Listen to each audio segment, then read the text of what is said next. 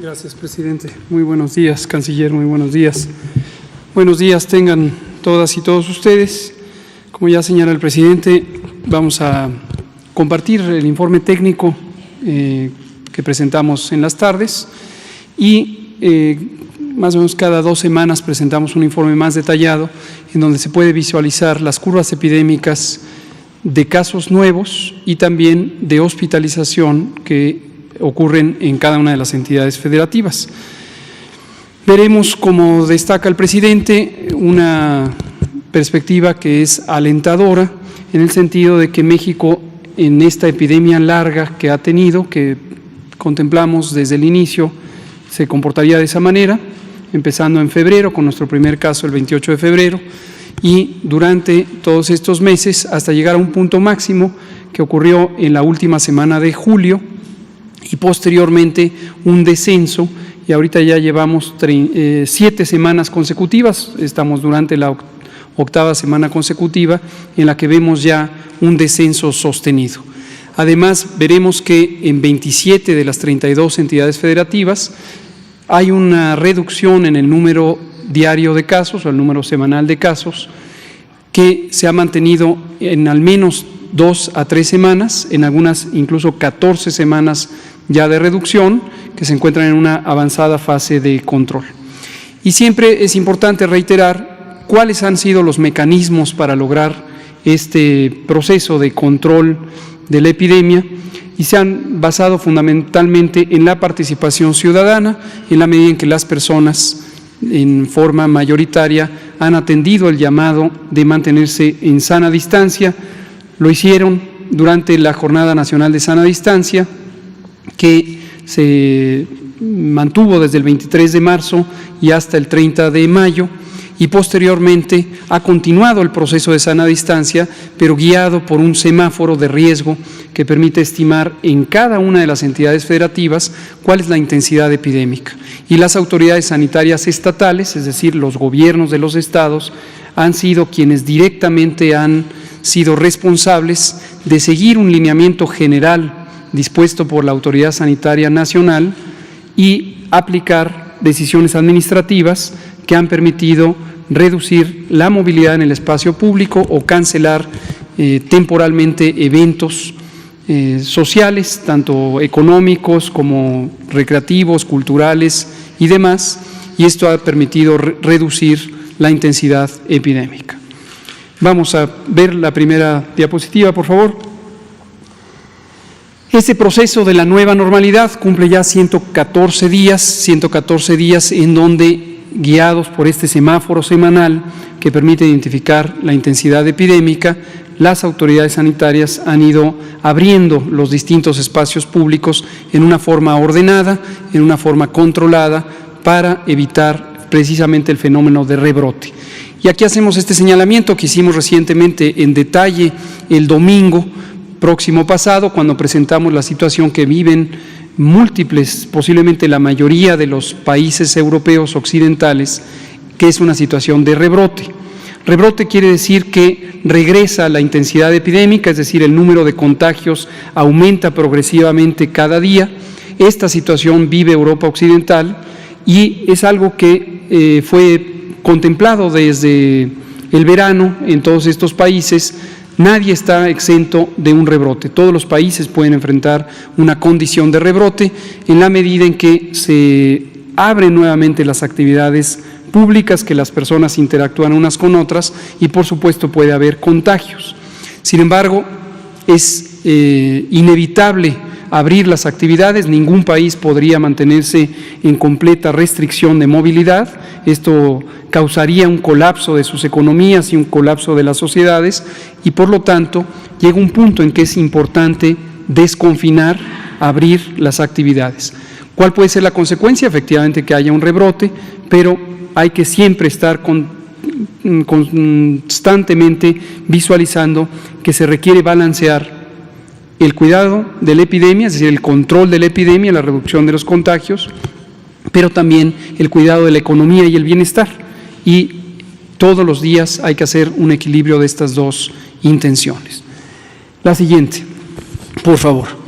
En esta curva epidémica que resume la situación nacional, vemos en estas líneas, en estas barras o columnas, que son las líneas de colores, que en cada una de las semanas que han transcurrido, desde la semana 10, que es la primera semana de marzo, y hasta la semana 37, que es hace 2 semanas, en este momento estamos en la semana 39 del año, hemos tenido la cantidad de casos que se muestran en la altura de estas columnas.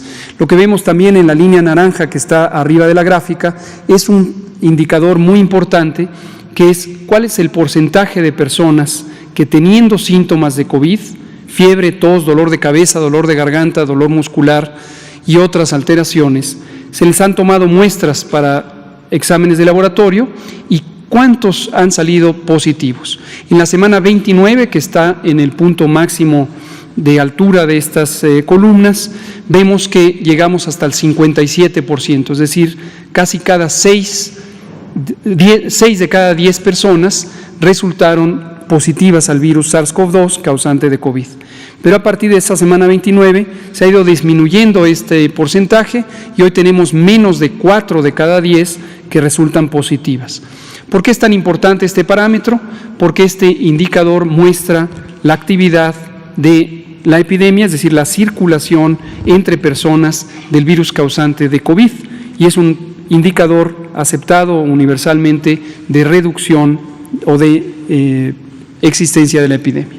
La siguiente, en esta gráfica que presentaremos en otra con mayor detalle, lo que vemos es, en general, la curva epidémica. La curva epidémica es la representación visual de la cantidad de casos que se presentan cada día. Entre más sube la curva, es una suerte de una montaña, entre más alta es esta gráfica, quiere decir mayor intensidad epidémica, y lo mismo se ve que a partir de la semana 29, la semana 29 fue la última semana de julio, se empieza a ver una reducción, es decir, un descenso en la cantidad de casos que se presentan cada semana.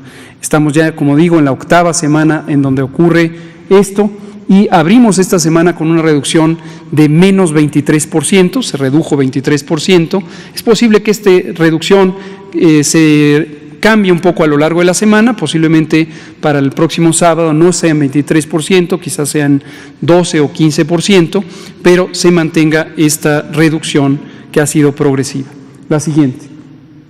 Y finalmente, la ocupación hospitalaria es un indicador importante porque el segundo objetivo general del control de la epidemia fue el asegurar que nadie se quedara sin atención médica cuando así lo requiriera. COVID-19 es una enfermedad que en 8 de cada 10 personas no necesita hospitalización, las personas se recuperan por acción de su sistema inmune, pero 2 de cada 10 pueden necesitar hospitalización. Y de no lograrse esta hospitalización en un tiempo razonablemente corto, las personas podrían fallecer tan solo porque no tuvieron la atención médica. Afortunadamente, desde el inicio de la epidemia, eso no le ocurrió a la población mexicana porque nos empeñamos en ampliar la capacidad hospitalaria, la ampliamos casi 4 veces respecto a la capacidad instalada, y esto lo que necesitó fue, por un lado, ganar tiempo con las medidas de mitigación comunitaria, que es precisamente esta jornada de sana distancia, y por el otro, hacer la reconversión hospitalaria. Pero la reconversión hospitalaria garantizó que en ningún momento en cada entidad federativa estuvieran llenos todos los hospitales. Y aquí aclaro una inquietud que a veces nos han expresado nuestras compañeras y compañeros médicas y médicos. En algunos hospitales, a veces nuestras colegas identifican que está lleno el hospital, escuchan el informe aquí y piensan que hay una discrepancia entre lo que ven diariamente, que es un hospital completamente lleno, y que nosotros siempre hemos dicho que en cada entidad federativa hay disponibilidad hospitalaria. Esto es posible en la medida en que algunos hospitales son de uso preferente, quizá los hospitales más especializados o los hospitales más grandes, pero también hay otros hospitales de menor tamaño que desde el inicio fueron designados hospitales COVID y que son 951 hospitales en toda la República. Lo que requiere es una distribución de las personas, y en cada gobierno estatal se contemplaron los mecanismos para hacer esta orientación al público para que fuera trasladado a donde hay camas.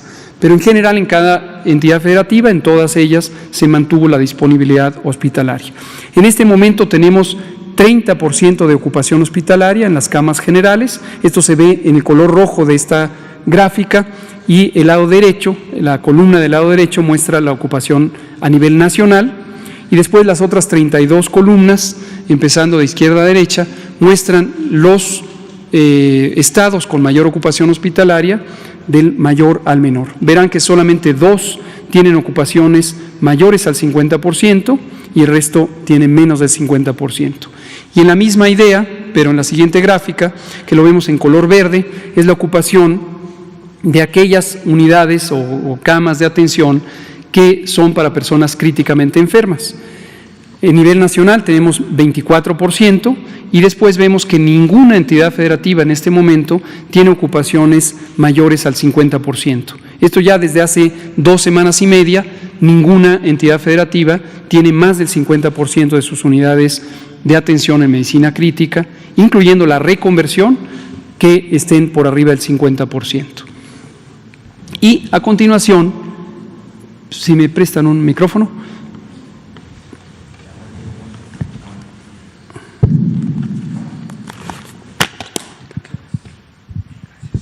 A continuación vamos a mostrar una por una las entidades federativas. Vamos a empezar con una gráfica general, que es la curva epidémica nacional. Empezamos con un mapa. En lo que vemos es, de acuerdo a las intensidades del color verde, vamos a encontrar cuál es la incidencia o el número de casos por 100,000 habitantes que están en cada entidad federativa. Tenemos 2 de mayor intensidad, en este momento es Baja California Sur y la Ciudad de México, y posteriormente tenemos Nuevo León como la tercera con mayor intensidad epidémica, seguida de algunos otros de acuerdo a la intensidad del color verde. Veamos la siguiente.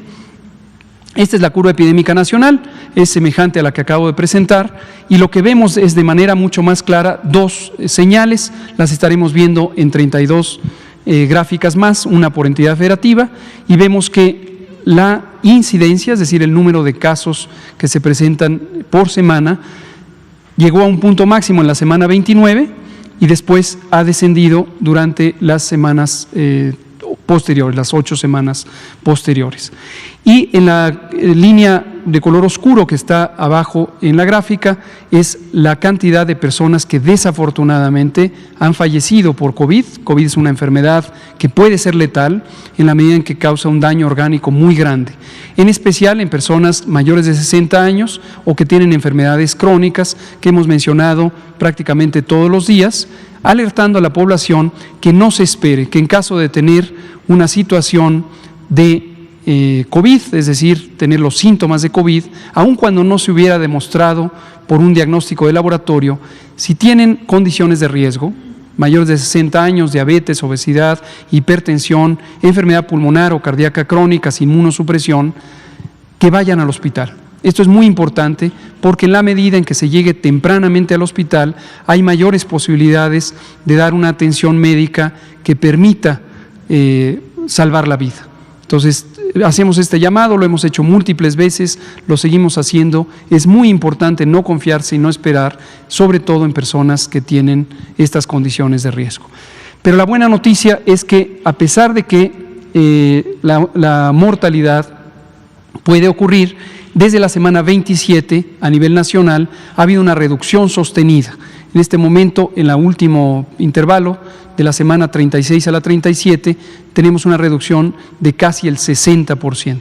Y esto se ha mantenido de manera muy consistente en todas las entidades federativas y es alentador porque quiere decir que hay una atención más oportuna, dado que nunca ha habido una limitación por parte del sistema de salud para recibir a las personas.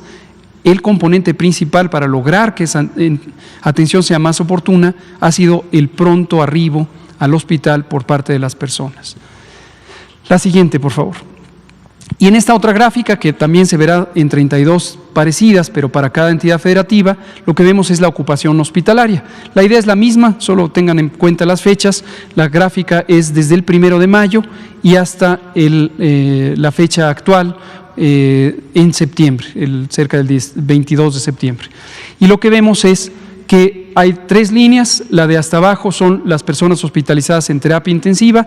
Será difícil visualizar cambios en la mayoría de las gráficas, dado que son una proporción pequeña, es menos del 5% en promedio quienes están en terapia intensiva, y en hospitalización general están tanto personas que están en las camas generales, que son la línea roja, y la suma de esta línea con esta línea, que es la línea amarilla. Pero lo que me interesa es mostrar el patrón general en donde ha aumentado el número de personas hospitalizadas, pero llegando a la última semana de julio empieza a verse también esta reducción sostenida en la cantidad de personas hospitalizadas en este momento. La siguiente. Ahora veamos una por una las entidades federativas, misma secuencia.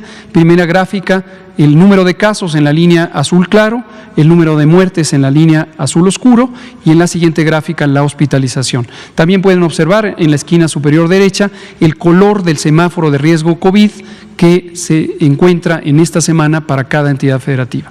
Veamos Aguascalientes y por favor identifiquen los distintos patrones de ocurrencia de la epidemia.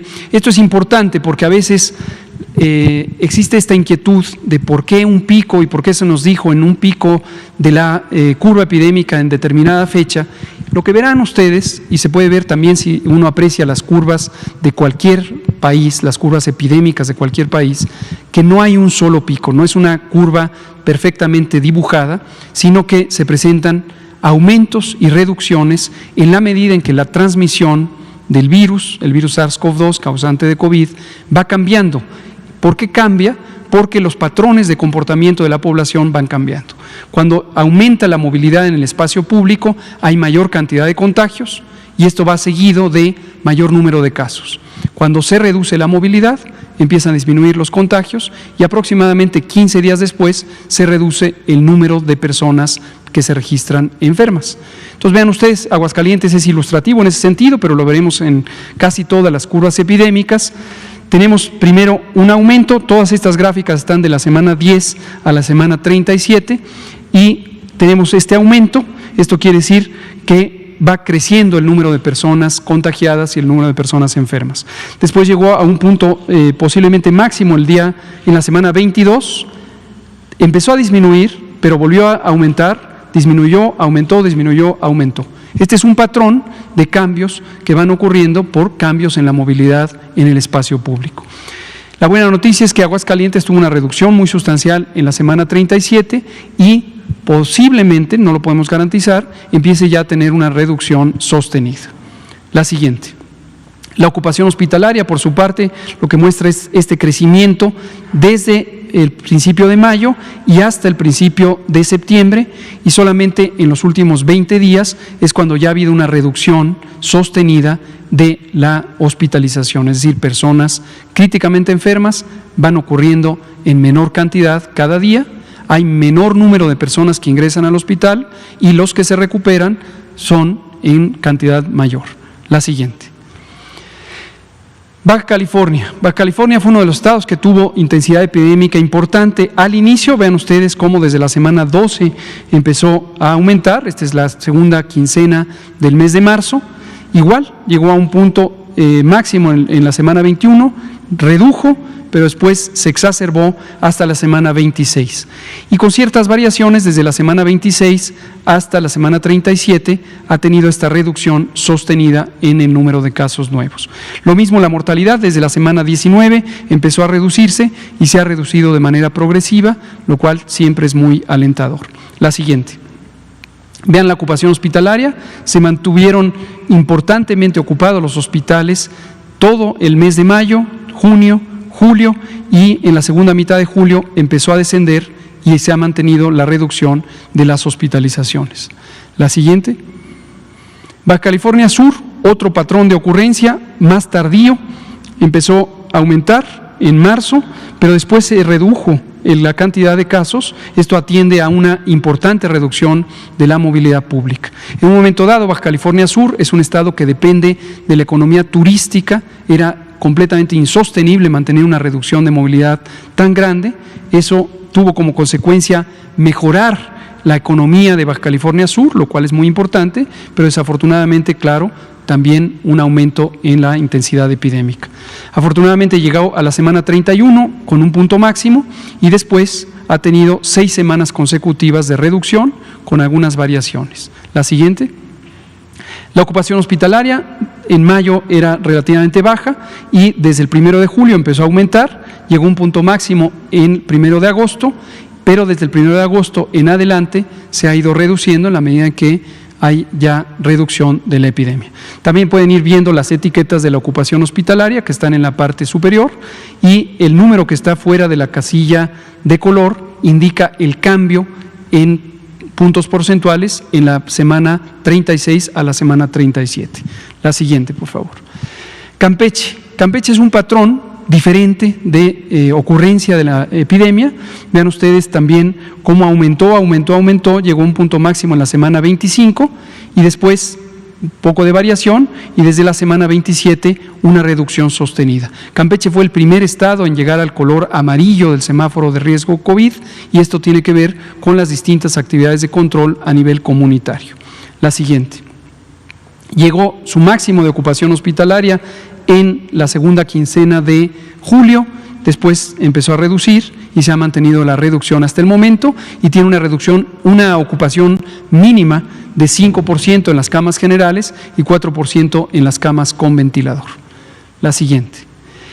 Chiapas fue el segundo estado en llegar al color amarillo, también tuvo una epidemia relativamente temprana, pero que llegó a un punto máximo en la semana 22 y desde entonces ha tenido reducción en la intensidad epidémica. Vean cómo también la mortalidad desde la semana 23 en adelante se redujo importantemente. La siguiente. Y lo mismo, la ocupación hospitalaria llegó a un punto máximo al inicio de julio y desde entonces la reducción sostenida. La siguiente. Chihuahua, un patrón completamente diferente de ocurrencia de la epidemia y no solo esto, no se ve en esta gráfica, pero lo comento, ya lo hemos dicho en otras ocasiones. Chihuahua ilustra la complejidad de un estado territorialmente extenso. Chihuahua tiene prácticamente 2 epidemias diferentes, una en la zona norte, en la zona productiva de las maquiladoras y Ciudad Juárez, y otra distinta en el centro del estado, o el centro sur del estado, donde se encuentra la capital.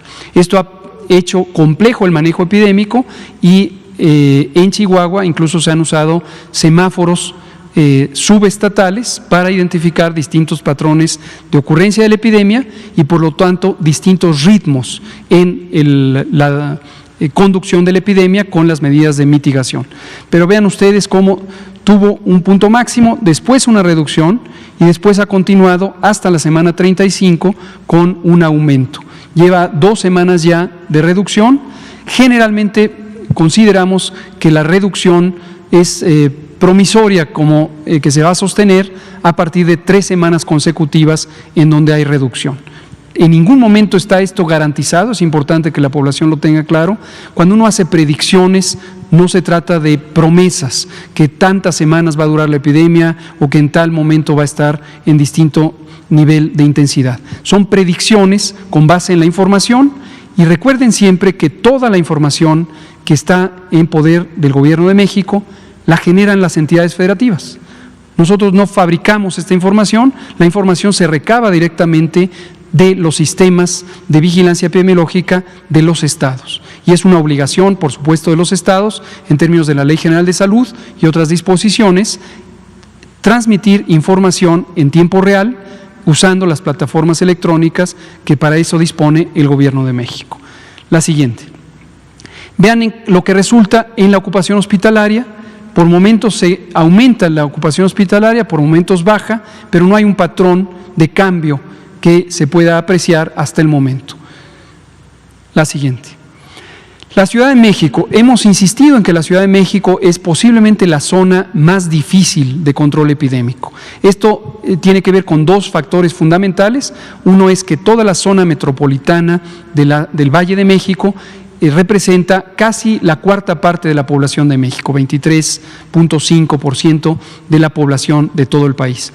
Pero además es un centro económico y social importantísimo que recibe una gran cantidad de personas de al menos 7 estados de la República que conforman la megalópolis del centro de México. Estos 2 factores, una gran cantidad de población y una gran movilidad, son precisamente los 2 elementos principales que determinan la intensidad epidémica, en la medida que hay más personas que pueden estarse contagiando unos con otros. Sin embargo, si me regresa tantito a la anterior, lo que quiero mostrar es que aquí lo que tenemos es un periodo de meseta, como le llamamos técnicamente, es decir, aunque hay variaciones, se mantiene relativamente constante la actividad epidémica y en sí mismo es un enorme logro el tener un control epidémico en vez de tener una subida y subida en una región tan difícil por las características que ya he mencionado. La mortalidad se ha reducido sostenidamente desde la semana 20 y esto es muy importante porque también tiene que ver con la oportuna llegada a los hospitales y tiene que ver con el programa de atención comunitaria, de protección y resguardo que instauró el Gobierno de la Ciudad de México para detectar oportunamente a personas enfermas, pero además monitorearlas y transferirlas a atención hospitalaria lo más pronto posible. La siguiente. El patrón de ocupación hospitalaria, aunque ha sido lento, pero desde la segunda quincena de mayo se encuentra en una reducción sostenida, ha sido menos rápida la reducción en las últimas 3 semanas, pero en general se ha mantenido esta reducción. La siguiente.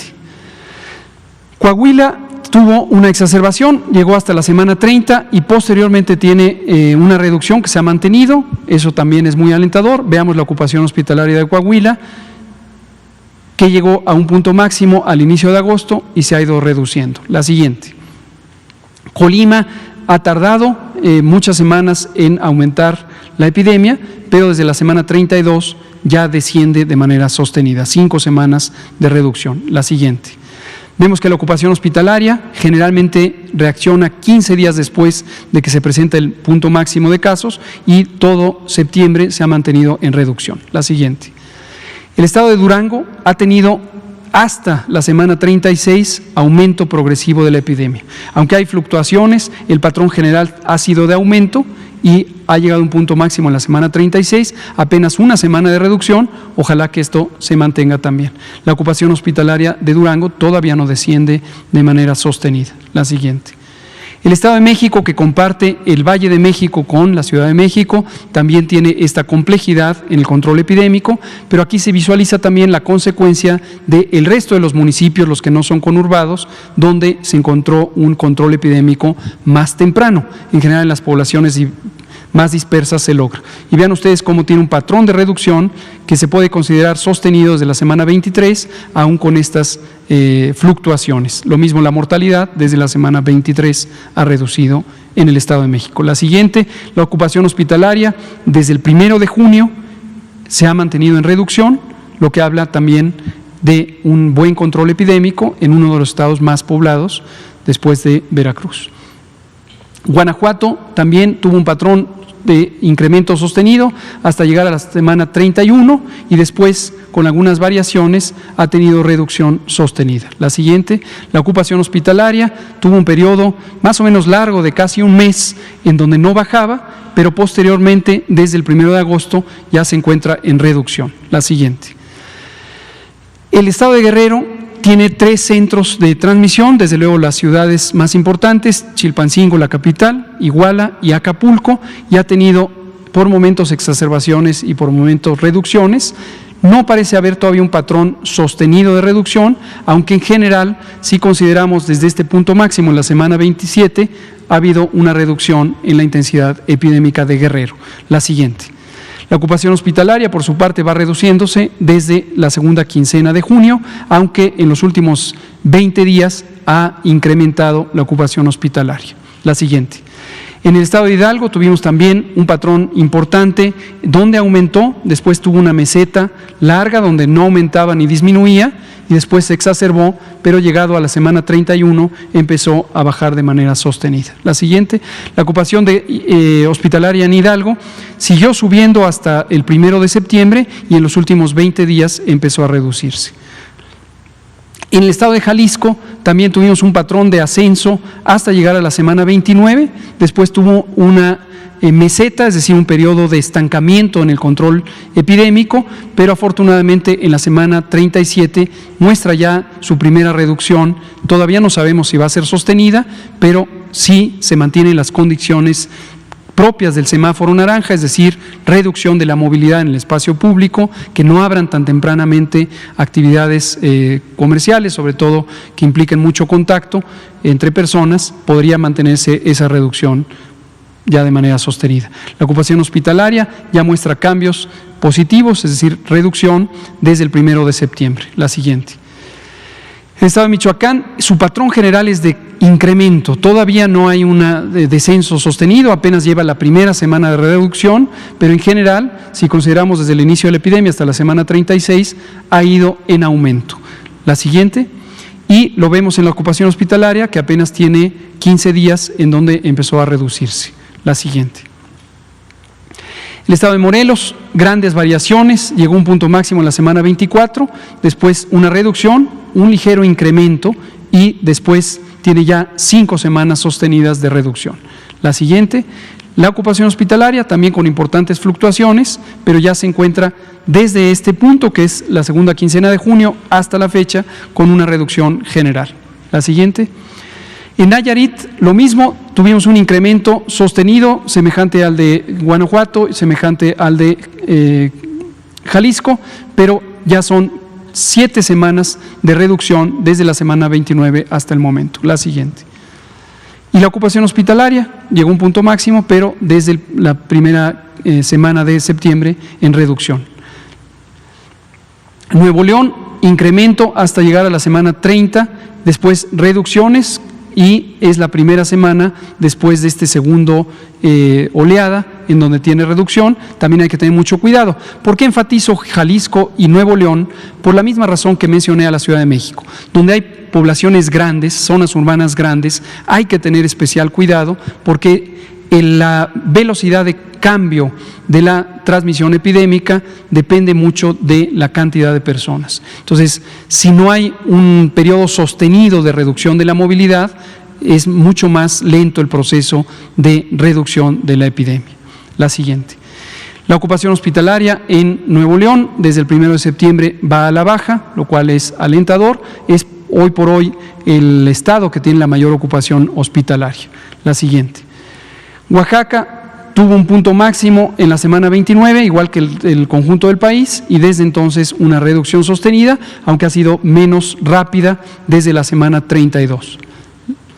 La ocupación hospitalaria en Oaxaca desde el 1 de agosto se encuentra en reducción. La siguiente. En Puebla lo mismo, solo que con 3 semanas adicionales, desde la semana 25 se empezó a tener reducción, algunas variaciones, y lleva ya en reducción constante. La siguiente, lo mismo su ocupación hospitalaria, desde la segunda quincena de julio empezó a reducirse y hasta el momento se sostiene. Querétaro ha tenido incremento progresivo, es semejante a Durango, no ha detenido su crecimiento de la epidemia, pero desde la semana 35 tiene ya 2 semanas consecutivas de reducción. Por lo tanto, es el estado número 27 que se agrega a este patrón de reducción sostenida por al menos 2 semanas. La siguiente. Y lo que vemos es que a partir del 1 de septiembre empezó a reducirse lentamente, pero empezó a reducirse la ocupación hospitalaria en Querétaro. La siguiente. Quintana Roo tuvo un patrón semejante a lo que vimos en Hidalgo, tuvo un incremento, después un periodo de estabilización o meseta, después un incremento muy grande y una respuesta muy buena, que ya la hemos felicitado al gobierno de Quintana Roo, porque a pesar de que la presión económica era muy importante en un estado que depende casi enteramente del turismo, lograron tener un cambio muy positivo, controlar la movilidad en el espacio público y reducirse ya por varias semanas consecutivas. La siguiente. Y se muestra en la ocupación hospitalaria que desde el 1 de agosto hasta el momento se va reduciendo. San Luis Potosí tuvo un cambio importante en la semana 30, en donde su patrón de incremento se cambió por completo y empezó a reducirse, lo cual se muestra también en la siguiente diapositiva en su ocupación hospitalaria, que desde la segunda quincena de agosto empezó a reducirse de manera sostenida. Sinaloa tiene un patrón semejante, pero con 4 semanas adicionales, llegó a un punto máximo en la semana 23, de hecho son 6 semanas adicionales, y es el estado que tiene el trayecto más largo de control epidémico que va a la baja. La siguiente. Desde el 1 de julio empezó a reducirse la ocupación hospitalaria. La siguiente. Sonora tiene un patrón semejante, solo que el cambio ocurrió en la semana 28, en donde tuvieron, principalmente a expensas de Hermosillo, la capital, un cambio importante en la movilidad en el espacio público, y eso llevó a un cambio sostenido de reducción de la epidemia. La siguiente, y su ocupación hospitalaria, desde el 1 de julio, también empezó a descender de manera más rápida todo agosto y todo septiembre. Tabasco también llegó a un punto máximo en la semana 29, semejante al promedio del país, y desde entonces tiene estas 8 semanas consecutivas de reducción. La siguiente, lo mismo que su ocupación hospitalaria, desde el 1 de agosto empezó a reducirse de manera sostenida. Tamaulipas un patrón semejante, pero empezó desde la semana 27, 2 más que Tabasco, está en semáforo amarillo, y vemos también ya estas 9, casi 10 semanas de reducción sostenida, y la ocupación hospitalaria desde el 1 de agosto también con reducción. La siguiente, Tlaxcala lo mismo, un patrón muy parecido a Tamaulipas. Cuando digo muy parecido es porque la forma general de la curva no tiene tantas variaciones, llegó a un punto máximo y posteriormente desde la semana 27 se encuentra en reducción. La siguiente, igual que la ocupación hospitalaria. La siguiente, Veracruz llegó a punto máximo en la semana 29, igual que el promedio del país, 7 a 8 semanas sostenidas de reducción. La siguiente, la ocupación hospitalaria de Veracruz también se reduce desde el 1 de agosto. La siguiente, Yucatán con algunas variaciones adicionales, muy parecido al patrón al de Quintana Roo, y la reducción desde el 1 de agosto. Zacatecas finalmente también tardó, pero finalmente llegó a la semana 32 y desde entonces ha tenido una reducción ya sostenida por 5 semanas, la siguiente, y en todo lo que va de septiembre, después de una meseta de casi un mes, tiene la reducción de la ocupación hospitalaria. En resumen, tenemos un patrón general de reducción de la epidemia por 8 semanas consecutivas a nivel nacional. Algunos estados descienden más rápidamente su epidemia, tiene que ver con distintos factores demográficos, de movilidad y de las características de el encuentro entre personas, pero 27 de los 32 ya tienen un patrón de al menos 2 semanas sostenidas, algunas 14 semanas consecutivas de reducción, y esto ya nos deja en un panorama muy favorable. Siempre hacemos la alerta, nunca se está exento de la posibilidad de un rebrote, y en la temporada de influenza, que es de octubre y hasta abril, podría haber una exacerbación, un repunte, un rebrote. Esperamos que no sea el caso, pero hay que estar siempre alertas. La epidemia no se ha acabado, vamos por buen camino, pero hay que seguir como población manteniendo el orden en el desconfinamiento y atendiendo a las indicaciones de las autoridades sanitarias estatales. Esto es todo, presidente.